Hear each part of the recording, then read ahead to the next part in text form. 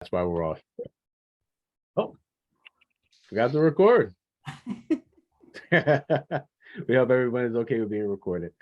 Like I was saying, that's why we're here, tree equity, and making sure that trees provide shade, that it's distributed equally around the city or wherever we are in the world. And thank you all again for joining us here today for our August Buff meeting. David, would you like to add anything? I have so many screens right now. I just wanted to take a moment. We received word today that one of our dear friends and advocates, who has been, I believe, to some of these meetings, but I've known her better from our work together at Friends of Melanie at Cass Boulevard. Her name is Quentin Davis, passed away earlier this week. She was an advocate not only for trees, but had a deep appreciation and recognition for the important role that they play for people. And I know she was a lifelong advocate for just housing and a just environment. And she was a fiery elderly woman who knew her way around Zoom like few I've met. And it was always a joy to have her voice in our meetings, and her voice will be missed. So for those of you who knew Quentin, sorry to be the harbinger of the news, but I just received notice this morning, so thoughts and prayers with her family. Yeah, thank you very much, David. Appreciate that. Kind words for Quentin. Yeah, let's take a second, reflect and think on that.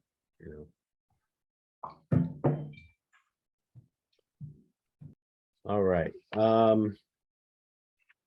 Let's get into our community updates. But next slide, David. So our meeting norms, please follow them. During talks and presentations, please stay on mute. Turn your cameras on if you're comfortable. If you have questions, raise your hand, and please try to limit your questions or speaking time during our updates to allow others to speak and to share their thoughts. All right. Next slide, David. Our agenda items for the day are welcome back and thank yous. Already covered that. Community updates. Today we have visits from Joel Pannell from the American Forest. We have Danielle Gift from the Northeast Forest Service. We have a buff survey. I'll tell you more about that a little bit later. And then our next meeting. So next slide, David. One sec, I just wanted to, I see some new faces here. If people wanted to take a minute to just introduce themselves in the chat, if they're, even if you're not new, there are other people here who are new who would probably be excited to know who you are. So if you have an organization affiliation, a neighborhood, it'd be great to, if you could share that out. And then I see Melissa's hand. Yep, Melissa's first. All right. Good morning, Melissa. There we go. Look at those two guys. And Ayanna Presley. Okay. Hey, good morning. Should I go ahead? Yep, go on, Melissa. Thanks, Cheryl. I'm across the river in Cambridge, just bringing a few things to people's attention. You may have heard from me earlier, some of you who have been on consistently, that Cambridge last fall became the first place in New England to plant a Miyawaki forest. And I'm here to report that despite the drought, they've done a good job in continuing to get enough water to it. It's growing well, it looks great. But the news I'm bringing today is that, spurred on by another nonprofit here in Cambridge called Biodiversity for a Livable Climate, the city is in the planning stages for planting a second Miyawaki forest. And what we're most delighted about is that this one is going to be targeted on an environmental justice community neighborhood in Cambridge. The last one was put in a large park that is in the western area of Cambridge called Danahy Park, a large, already very open space with trees around it. But now that the city's got its feet in the ground with Miyawakis, knows how to do it, They're going to be putting it over on the eastern side of Cambridge. So we're very excited about the fact that we're going to get a second one. And we're encouraging Boston to get going on its first one so it can stay up with Cambridge across the river. So anyone who wants information about how these are created, they're 4-story, very dense forests that do a lot for carbon capture, but also just for restoring water cycles, etc. So, and they're also a great tool for educating young people, you know, about trees and what they do for us. So that's my information. If someone wants to contact me, I'll put my email in the chat. If someone wants more information on who to speak to about Miyawaki's. And then I'd just like to give a shout out to all of the advocates who worked so hard on getting Governor Baker to sign the climate bill, particularly for this group with the emphasis on the biomass. Biomass will no longer be considered a renewable resource, which is terrific news. So it's out of the renewable portfolio standard, even though there was a concession that the very few biomass facilities already under working in Massachusetts will continue. But it's basically saying no moss to biomass. So that's it. Thank you. Thank you, Melissa. Appreciate that. That's an awesome update. Sarah. Hi, Sarah. I see your hand. You're next. Hi. Oh, excuse me. Hi, everyone. I have 2 updates. One's good and one's not so good. I'll start with the good one. The Arnold Arboretum has a relatively new person who's editing their magazine, Arnoldia. And he shared with me, reached out to me with a recent article by someone named Matthew Stevens, who had previously headed the Million Trees campaign, I guess the New York campaign, and is now CEO of Mount Auburn Cemetery. And long story short, he wrote a really compelling article, how important it is to advocate for trees. And they were hoping that I might, if I was aware of it and agreed, write a response, a letter to the editor. And I wrote back saying, well, I could do that. And I look out for the trees along the Arborway, but they're protected. You know, they're not doing well, but there are a lot of other entities around the city that, around the region, that might also have responses. So I don't know how, I don't think I can share a PDF in the chat, but if I forward it to Joel, maybe if he shares that, I would encourage anyone who wants to chime in and keep this issue on the radar, because sadly, some of our city and state decision makers, even though they're talking the climate issue, their policy doesn't always reflect that. Or there's a lag, apparently, as we see things like Malcolm X Park and things happening that leave one scratching the head, wondering if there's a better way.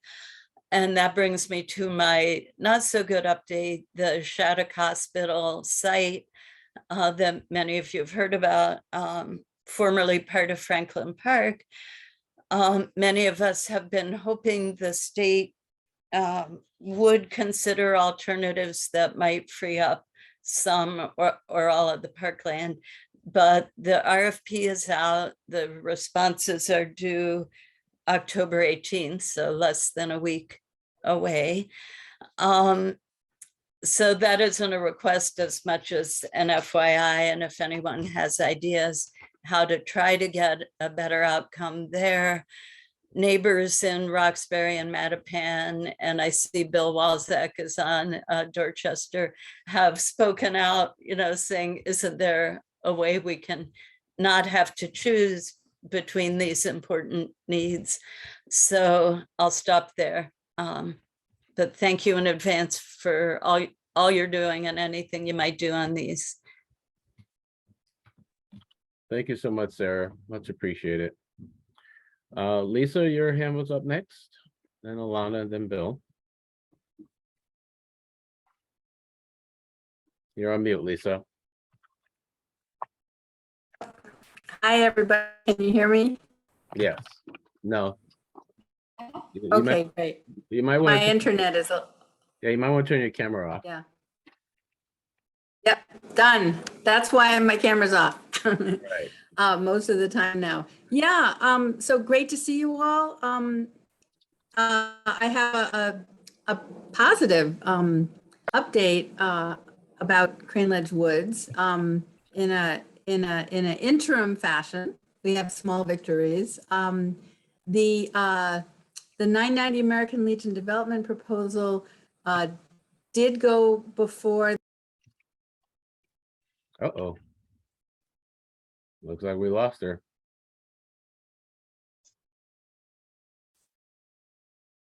Can you all hear me?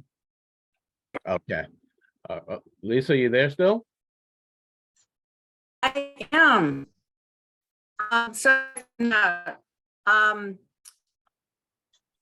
Yeah, anyway, so the development proposal went before the Civic Design Commission. Civic Design Commission is a BPDA body that's comprised mostly of architects and landscape architects. They are an advisory body, and they mostly just help development projects get tweaked. They generally congratulate developers. In addition to looking at the building and the grounds, they are charged with how a development proposal impacts the public realm. So the 990 American Legion team did an initial presentation before this commission. Generally, what happens is that then the commission takes the proposal to subcommittee and does a more thorough review, and then there's another public meeting. The Crane Ledge Woods Coalition did send some materials to them in advance of the meeting, and some of us testified at the meeting, and we were very kind of surprised and very delighted. The commission pretty unanimously pushed back a lot and really focused on the importance of trees. And even the commissioner, the chairperson, the chairperson's usually pretty conservative, very pro-development. And they both critiqued the design for being inappropriate, low density, cookie cutter, could go in anywhere in the country, not appropriate for an urban design, but also for this particular land, this particular forest. One of the commissioners said, should this land even be developed? And another one said, well, actually, they were not, their current design is not going to be reviewed by this commission. They were told to go back and completely reimagine it so that as much of the natural resources that are currently providing benefits to the community will be able to continue to do that. So we were happy about that. That, we don't know what will happen next, but it was great. I know George is here from the coalition. I don't know if you want to add anything.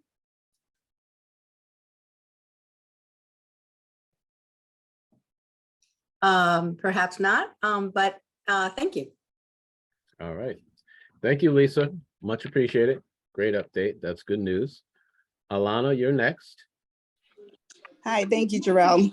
So Lisa's update gives me hope. My update is in reference to the 4-acre parcel along Morton Street in Dorchester that a developer is proposing to install an artificial, turf field. So the advocacy for the preservation of that green space continues. I've been meeting with the AG's office, the mayor's office, trying to get the petition out there to make people aware, because still it seems that even within Dorchester, a lot of people just still aren't aware that this proposal is out there for this parcel of land. And like I said, Lisa's update really gives me hope that maybe the city and others will look at this parcel and say, maybe it shouldn't be developed. Keep it as the beautiful green space that it is. And so hopefully there will be efforts to preserve and protect that canopy and for all the benefit that it provides, and not destroy it to install this turf, this toxic turf field. So again, that advocacy is still continuing. I will put the link to the petition in the chat, and hopefully if people can sign and share, and when and if there are hearings, if we can show up and let our voices be heard, that the green space is what is the real benefit for the community, not, a 4-acre heat island. So thank you. Thank you, Alana, as always. Keep up the great work. I definitely support that. Thank you, Joel. All right, up next is Bill. Hey, Bill. Hi, hopefully Meg will come here because here she is. Anyway, just a tribute to persistence. Meg has a report on a couple of things happening in Codman Square. Yes, hi, everybody, and we have a 1-year-old also distracting us. I'll invite everyone out to Codman Square this fall, when there'll be the unveiling of the 6 rain gardens installed by the city. I can't remember if it was 8 years or 10 years. This was initially a student campaign after a student was hit by a car on Washington Street. Anyway, it's coming along, and we're very excited about it. I hope you will see it. And at 45 Norfolk is a parcel, a pie-shaped small parcel that we purchased from the city. The school purchased from the city at the really the vision of a teacher, Tasha Harris, who was trained in forest bathing and practice from Japan, to create a micro healing forest in Codman Square. And that is, if you drive by or walk by, you can see it's in process. Again, we'll have an unveiling in the fall. It has beautiful Japanese cherry trees. And it was really the vision of a fantastic landscape designer, Liz Luke Close, and working with David Hurst. And I'm very proud to say that the team working on this, Tasha, Kabiti Brown, our head of school, Liz, and David, it's an all BIPOC team doing this, and it's very exciting. We hope this will be a template for the city for vacant lots. Thank you, Meg. Thank you, Bill and Meg. That's awesome. All right, up next, Ann. Hey, Joel. Hi, good Hi, morning. everybody. Hold on. I just wanted to mention, and I could give a quick update, that there is a group in Massachusetts now that's meeting monthly as a network. There's Trees as a Public Good group that came out of a summit that I think Speak for Trees may have been a co-sponsor of back in April. And I and a few other people on the call today have been on those monthly network meetings. So I just want to say a couple of things about it. It might be worth trying to formally connect, because I think it's trying to do something statewide that are not exactly the same, but very much interconnect with what Trees as Speak for Trees and this group is doing. So I think it came out of the Climate Action Group of Revolution Mass, and it's an informal group. But it's trying to do a couple of things right now. It's very much statewide. It's not mainly Boston people. It's actually a lot of central and western Mass people. So it's looking at both state forests and it's looking at municipal tree issues. And right now it's at the beginning stages of constructing a database that will collect info on kind of first what's going on around the state with tree issues and what are ordinances and best practices from a municipal tree perspective. And now there's also discussion of beginning an inventory of tree loss on both the municipal and forest level of where like significant numbers of trees are in danger of or have been lost. So again, I just wanted to mention it. I can send info to send forward. So that's all I have to say. And I don't know. I know Sarah and Alana and maybe Lisa and some other people have been on it too and may have more to add. Thank you so much, Ann. Appreciate that update. And if you have more information about that, please feel free to share. And you can send it to me too, and I'll send it out if that's what you would like. All right. Well, thank you all for those amazing updates. And I just wanted to give a quick shout out to Ann, who joined us on Wednesday. We had a wonderful time. We bought about 120 bags of mulch and went out with the 15 teenagers. And Ann bared with us as she walked all throughout Fields Corner to mulch. I think we got about 60 tree beds mulched or something over the day. Starting at Fields Corner and going south. It was a fun day. Teens were like, we should have done this earlier in the season. And I think we're thinking internally of what it might look like to have some mulch capades. Is that what we're calling them? We're going to steal that term. Boston Mulch Party. I don't know. Yeah, we're going to steal that term. I don't know if Wawa's still here, but Wawa was here. I had the pleasure of working with him in Nubian Square a couple of weeks ago. He inspired us. So if you have a community group, a neighborhood group, that wants to partner with us in the spring to mulch trees that are coming in and getting ready to water them for the fall, please reach out. We are thinking it'd be a really fun community building activity. And we would love to partner with you all. So thank you, Ann, for joining us. Can I just say it was totally fun going around with Josh and there were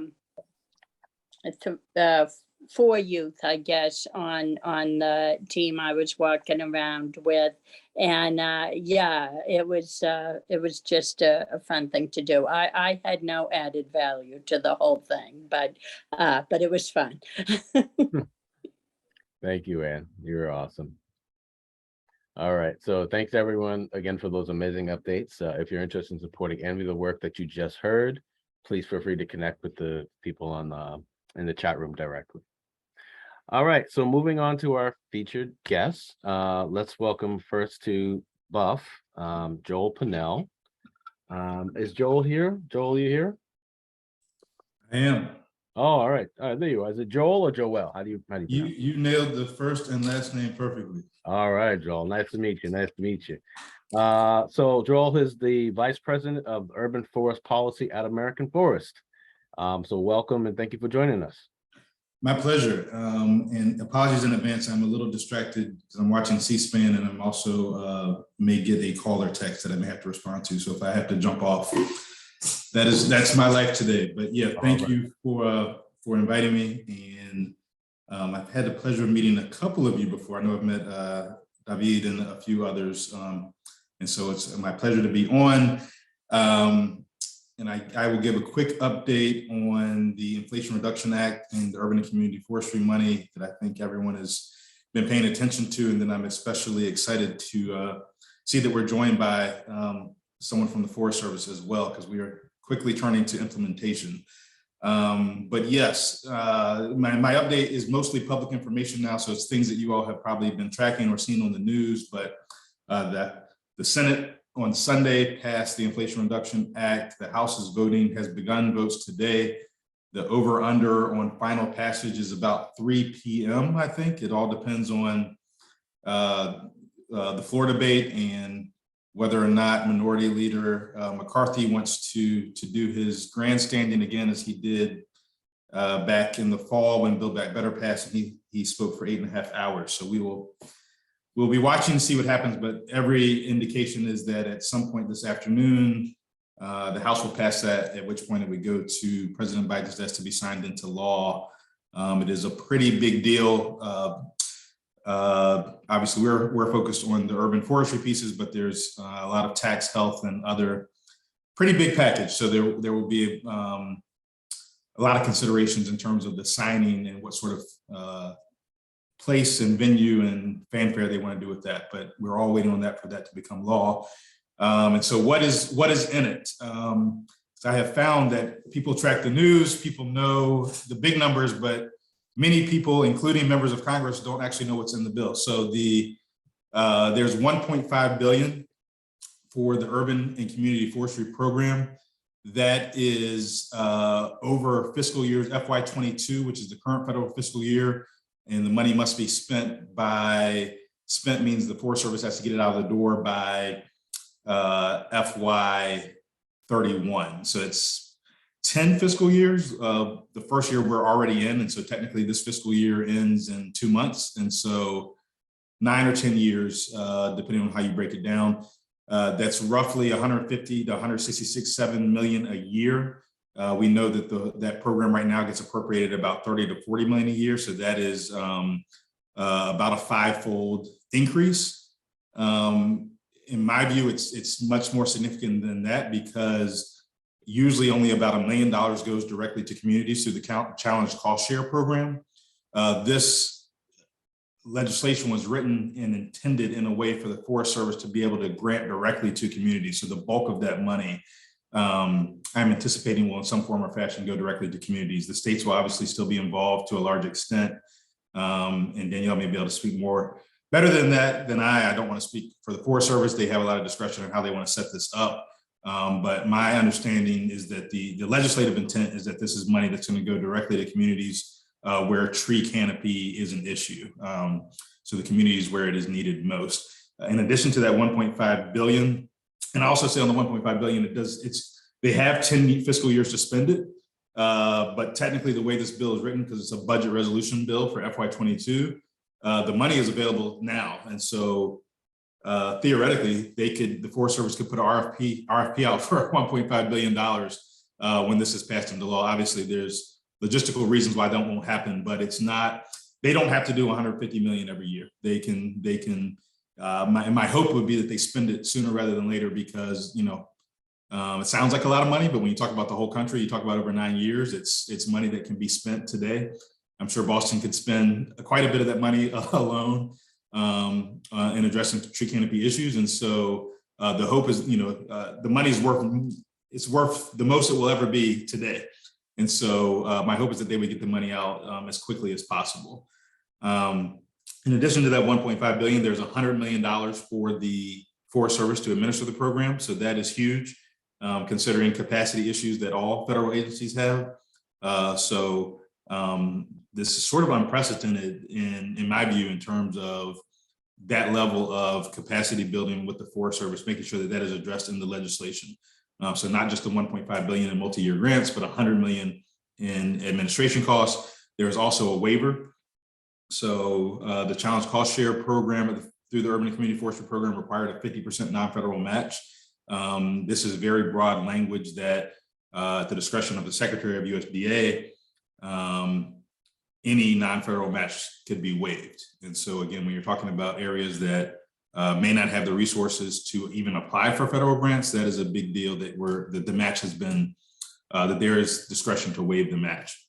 So in addition to that, 1.6 billion, I would call it total for urban and community forestry, there is another 3 billion at the U.S. Department of Transportation for something called the Neighborhood Access and Equity Program. Excuse me. A lot of the language in that speaks to urban heat island mitigation. It also speaks directly to tree canopy assessments and activities to basically to plant and maintain tree cover. And so that's not what the entire 3 billion would be for, but that's certainly part of that. And there's another 3 billion at EPA for climate and environmental justice block grants. So there's a whole range of activities that can be done there. But as we all know, tree canopy is an environmental and climate justice issue as well. And so that of the 3 billion to US DOT, 1.2 is sort of targeted specifically for underserved communities, however that is defined in the legislation. And the 3 billion in the climate justice grants, there's about 200 million that is for community-based capacity building. So again, I know that's another big concern that folks always raise, is that it's great that the federal government is making all this money available, but if community-based organizations and the organizations that need it the most are not able to access it or don't have the capacity to effectively utilize it, then you're sort of creating, as you attempt to address equity issues, you are unintentionally creating more inequity. And so that I think will go a long way towards doing that.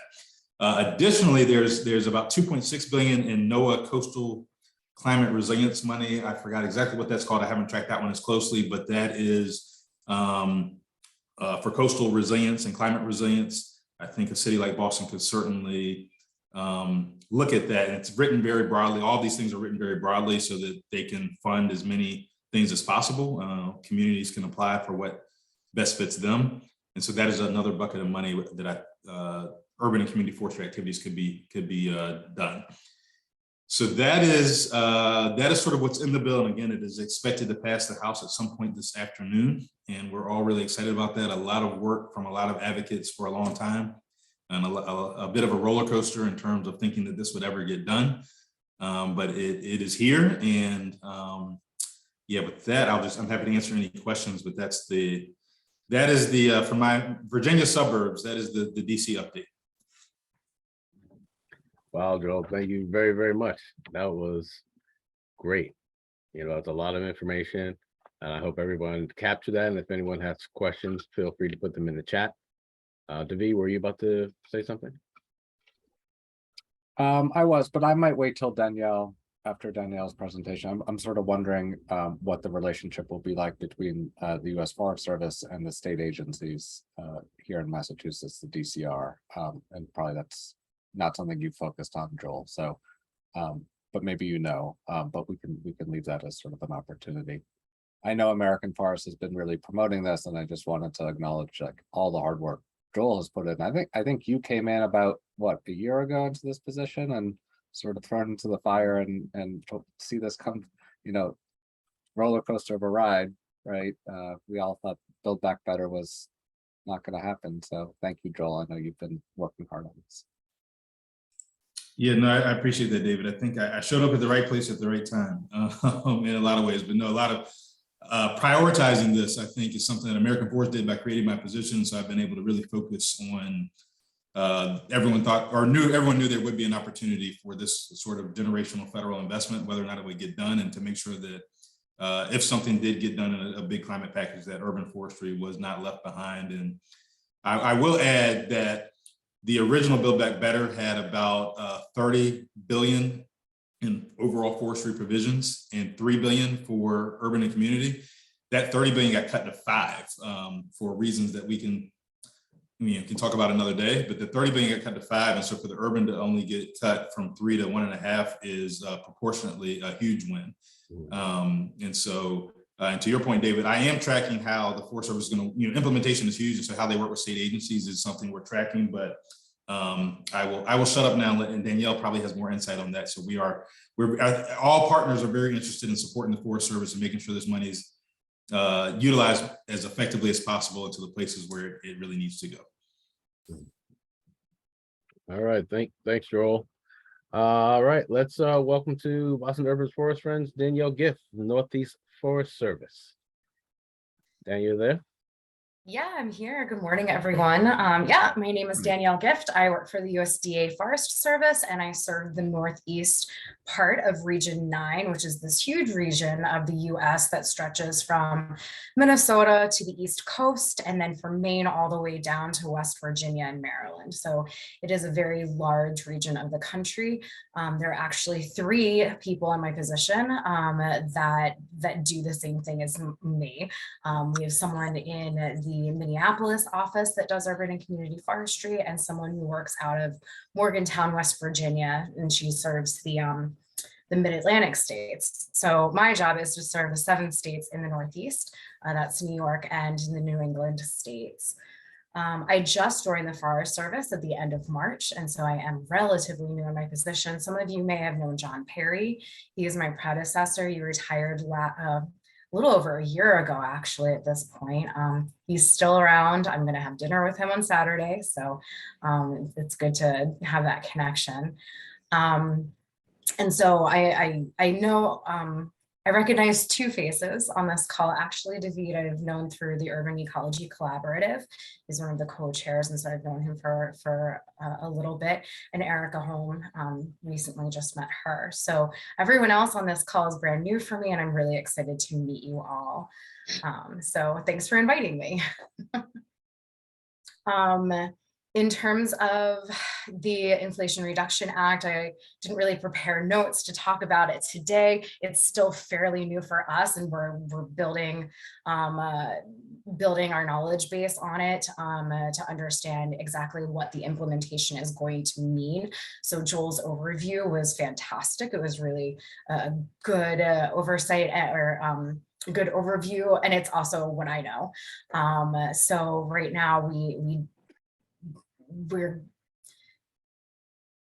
think that a lot of this money, although it won't go directly to states, it may also come in the form of competitive grants. So there are a lot of things that they're trying to work out still. And one of the things that we're kind of excited about is that some of the stipulations in it is not just for tree planting, but associated activities. We're hoping that there's some sort of interpretation that we can use to take care of the trees after the planting has happened, because we all know that it's not good enough to put trees in the ground. We need to ensure that they survive long term, so we get the benefits from them that they can potentially give us. So that's something that we're trying to focus on, is those associated activities. One of the things that we are concerned about, and a lot of our partners have brought this up to us as well, and I'm sure some of you on this call have thought about this too, is the nursery stock issue. There are a lot of planting initiatives that are coming along, not just from the federal level, but also a lot of states have their own planting initiatives, their own Million Trees campaigns. And so trying to make sure that we're supporting and assisting the nurseries that provide those trees as much as possible is something that we're keeping in the foreground of our minds, so to speak.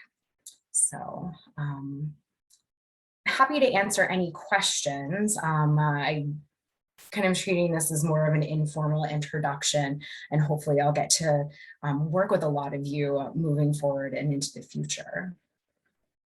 Absolutely, Danielle. It's definitely informal. And we appreciate you being here. David, do you want to say anything before I? No, just open it up to questions here. Danielle, where are you based out of?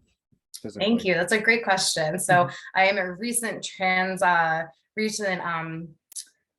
transport to New Hampshire, actually. So I work out of Durham, New Hampshire. So if you're familiar with Portsmouth, I'm about 25 minutes west of there. And before that, a little bit of my background, I worked with New York City Parks for 10 years. I was a forester in their central forestry office. I worked primarily with tree preservation and special projects. So I was affiliated with the Million Trees campaign and was part of the leadership team for the 2015 Trees Count effort, which was an effort to count and measure and record all of the street trees in New York City. And actually, I worked with Matt Stevens when I was at Parks, so I'm interested in reading that article that we were discussing earlier in the call. Awesome, Danielle. Thank you. I think I saw a question in the chat. Oh, hey, Erica. You want to speak on what you mentioned here, or do you want to let me read it, Erica? Hey, sure, I can go for that. I was just saying it's great to see you, Danielle. Hope you're enjoying things up in Durham. I went to UNH for a long time, so I'm excited that you're up there. It's a great area. And I'm headed to the Women's Forest Congress in Minneapolis for a few days in October. So I heard the word Minneapolis, and I was wondering if I could get the info or maybe meet up with the coordinator you mentioned over there. And Yeah, then absolutely. the second exciting thing is I think actually a lot of people in this group might have been interviewed by Eve Allen at MIT and the EcoHealth Network. She's really friendly and awesome, and she's doing a nursery supply chain study or some sort of program.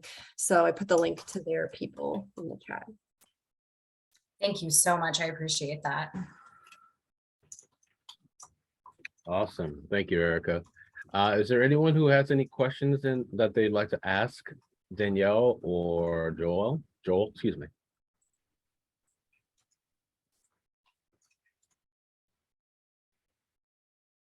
All right. All right, not seeing any hands raised or any questions popping up in the chat. But does anyone else want to make any more short announcements before we wrap up and move into our next? I see Anita has her hand Anita. raised. Hi, Anita. Hello, hello. Thank you both so much for your introductions to Money at Hand.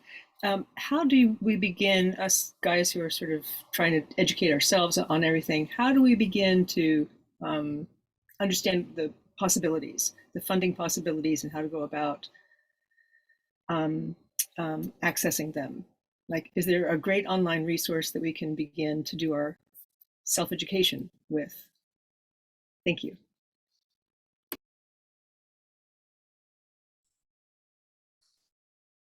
Yeah, and Danielle, I don't know if you want to talk about the existing urban community program and any of the RFPs that are out. I think as Danielle said, it's still going to be determined how much is going to be through competitive grants, what the structure of the money will be.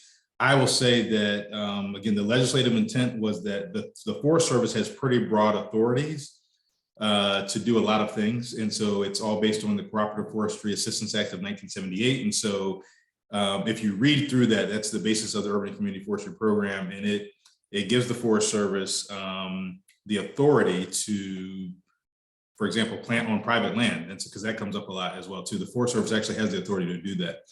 They have not traditionally had a lot of resources to do that. But again, it's written very broadly to say whatever the brain trust of the Forest Service thinks. And Beatrice says, hi, Danielle.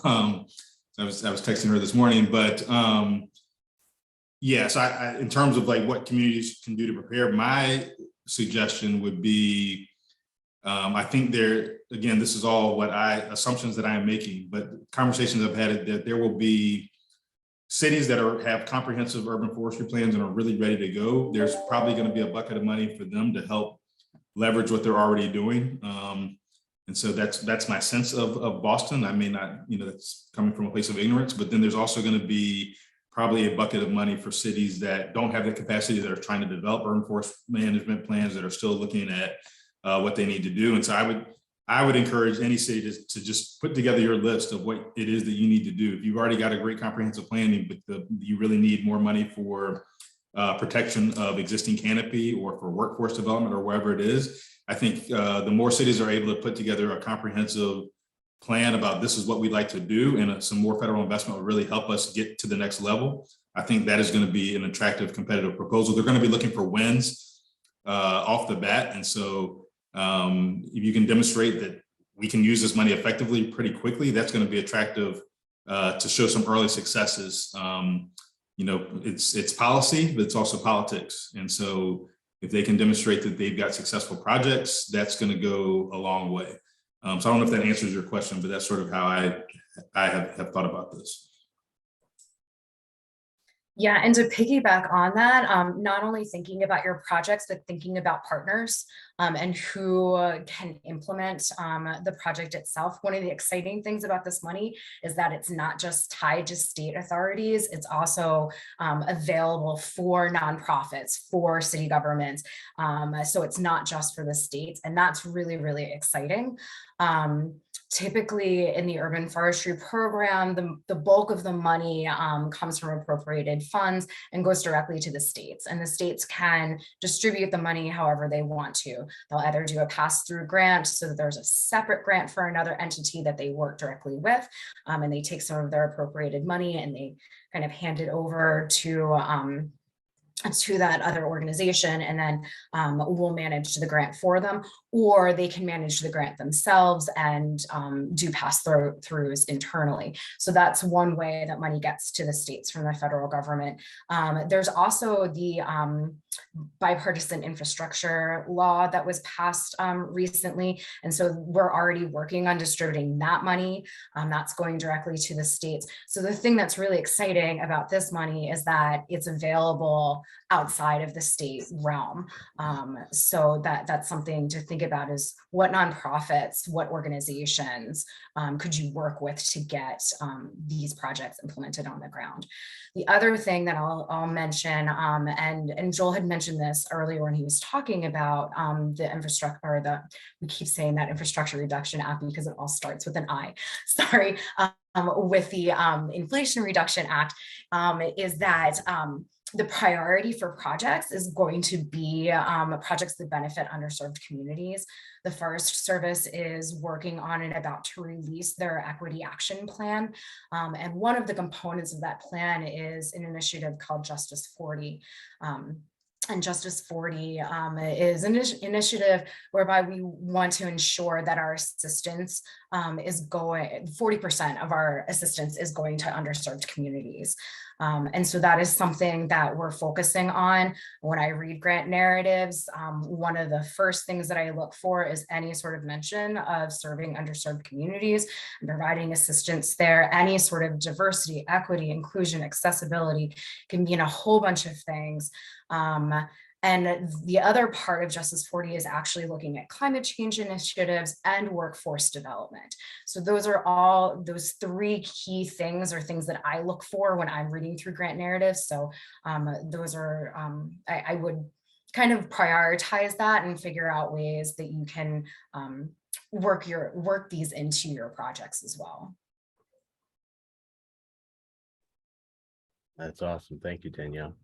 I also, and I think there's still a lot of questions. Oh, Bill has his hands up. Just real quick, Bill, and maybe Jarrell, you and I can think about inviting Julie Coop, who is the head of urban community forestry here at the state, to talk about how her grant programs work. We've had some luck with the urban community forestry grants with her. Great program. She's a great person. She lives, in the Boston area, Acton, but has an office, or had an office downtown. I don't know if she still does, and also has an office in Belmont. And then the other person to mention who is on the call now, I think, but I don't know if his video is on, is Jesse Scott, who does, I always forget the full title, but the urban connections, I think, with the U.S. Forest Service. I don't know, Jesse, if you wanted to say something. Just putting you on the spot for a minute, Jesse.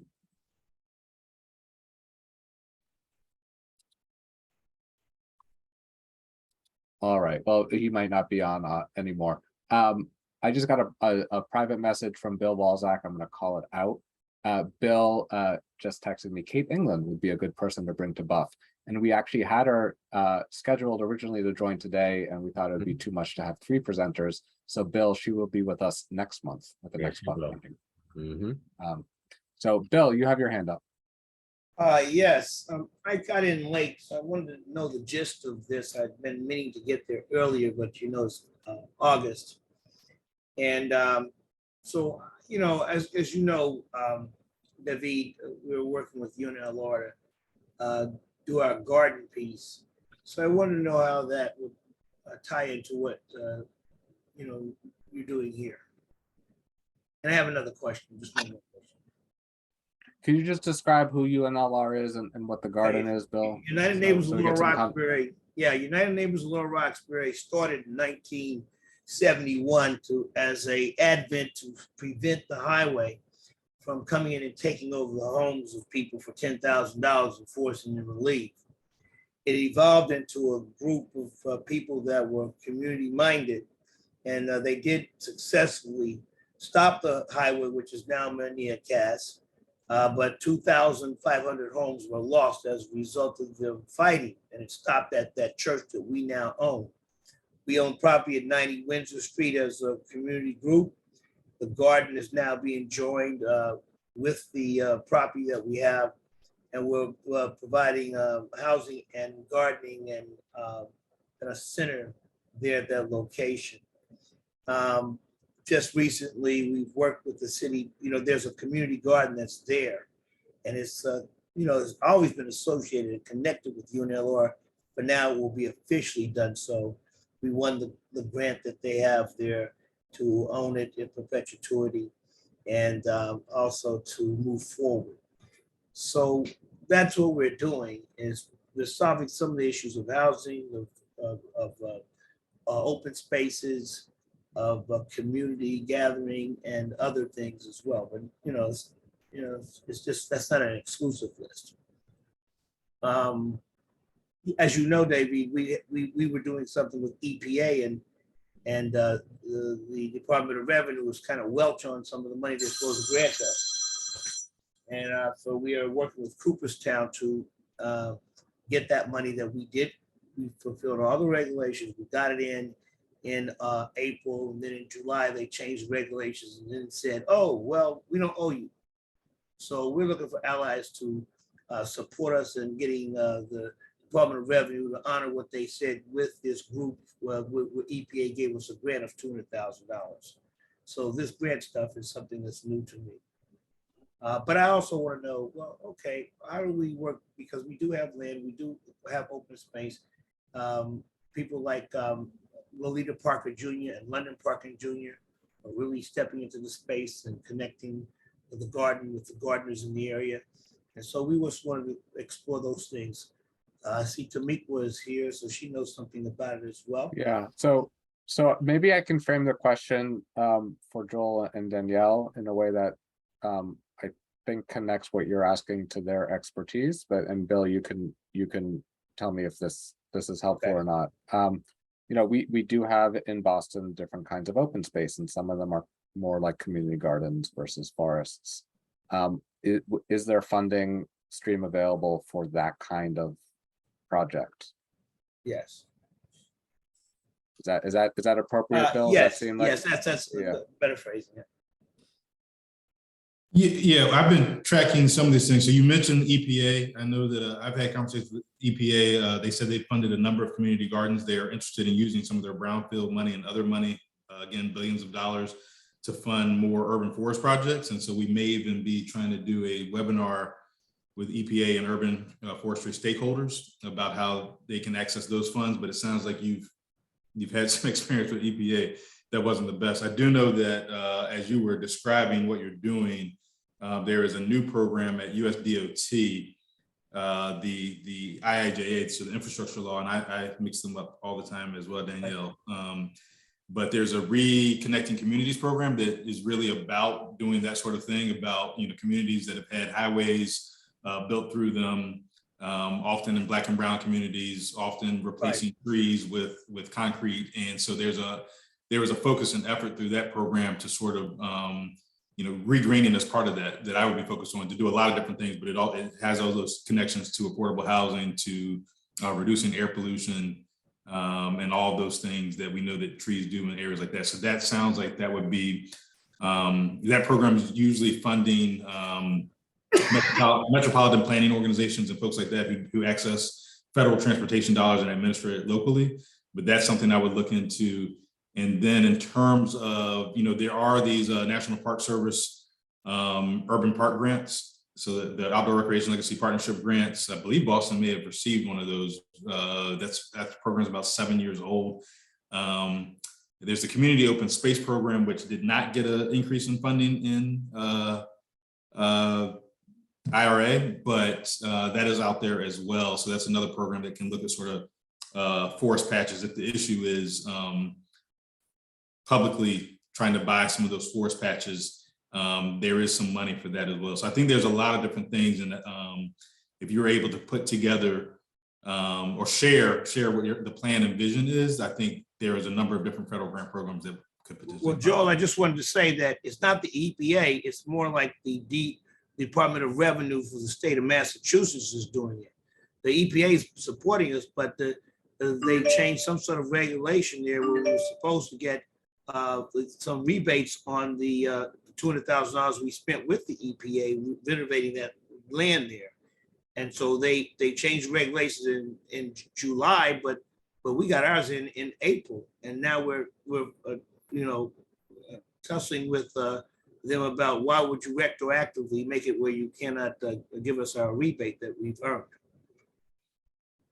Yeah, so yeah, they can get very complicated, especially when the dollars are flowing through state entities and different things. But I think everything that you talked about is something that has been stated as a priority by multiple federal agencies. So I would hope that there's a way to figure those things out. Okay, thank you. Yeah, I remember now, Joel, the DOT conversation and Buttigieg really leaning in on those highway projects from the 50s and 60s that divided communities. I just put the link in, Bill, for that. I have no experience in where that money's going, but I do remember it coming up as a priority a couple of years ago. And I think also you had mentioned that there's in the IRA, I was about to say infrastructure as well.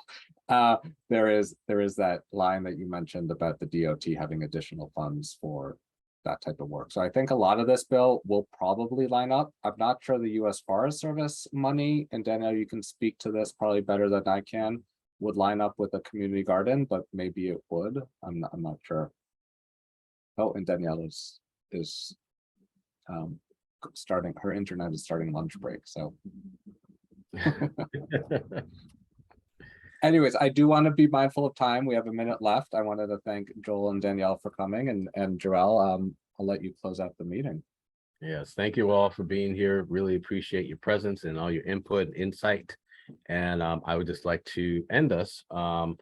We are doing we want to know what you think about Boston Urban Forest Friends. We want to know what you think about Buff.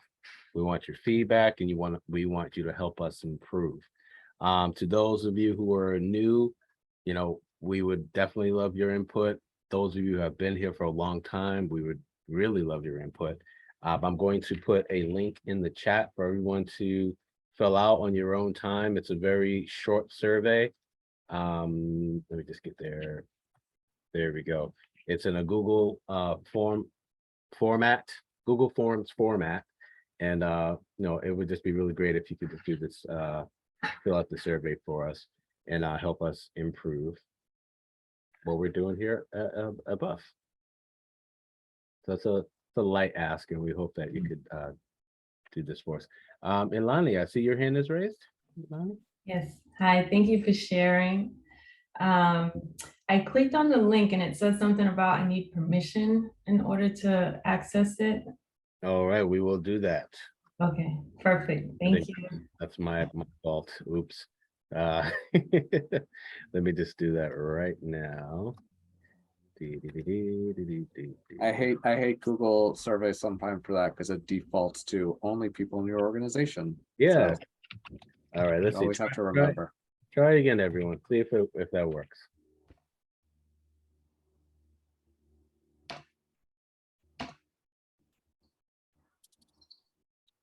Lonnie's shaking her head. No, it's still telling me I need permission. Really? Yeah. All Give me right. 1 sec here. I'll do it too. Yeah. And we'll also follow. Joel, could you share that with me directly? Just the original version, the back end. I don't see it on our shared drive.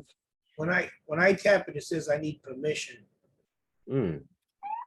The form can only be viewed by users in the owner's organization. Okay. I apologize about that. Let me figure this out here. Stand by 1 second. Embarrassing. The surveys Well, are it's the worst. happened to me I was gonna say, Yeah. it's happened to me so many times and I've probably given you so much grief every time you send me a Google Doc, so don't Joel, sweat it. you shared with me the presentation just now. I didn't Oh, have not any for of the the- survey. Oh, what is wrong with me? Hold on. Hey, You it's do have Friday. sympathy. Yeah. Anybody with experience is sympathetic right now. We will also follow up with an email for those of you who have to leave. Right, yeah, we'll follow up with an email shortly after we wrap up and try to figure this out. So I don't think we want to keep everyone here while I figure out my technical difficulty. But I appreciate you all for being here and thank you for sticking it out with us. And I'll send a follow-up email in a few minutes to everyone, okay? Okay, thank you. Sounds good? Hope everyone has a great weekend and thank you for joining us for our August meeting. We will see you in September 9th. Thanks to Joel, thank you to Danielle and to everyone here today. So have a good day. Thank you, Buff. Bye. Thank Bye. you.